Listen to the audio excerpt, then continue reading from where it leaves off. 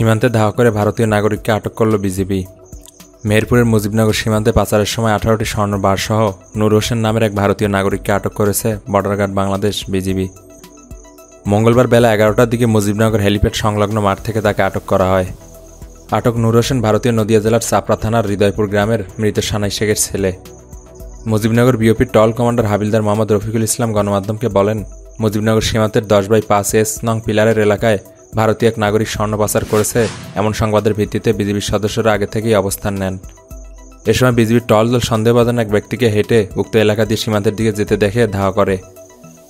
বিজিবির উপস্থিতি টের পেয়ে উক্ত ব্যক্তি ভারতের অভ্যন্তরে দৌড়ে পালানোর চেষ্টা করলে টল দল তাকে আটক করে।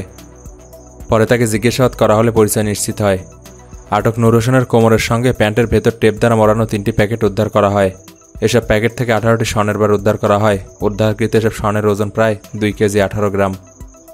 এ ঘটনায় হাবিলদার মোহাম্মদ রফিকুল ইসলাম বাদী হয়ে মুজিবনগর থানায় মামলা দায়ের করেছেন এবং থানায় হস্তান্তরপূর্বক জব্দকৃত স্বর্ণের বারগুলো মেহেরপুর ট্রেজারি অফিসে জমা দিয়েছেন।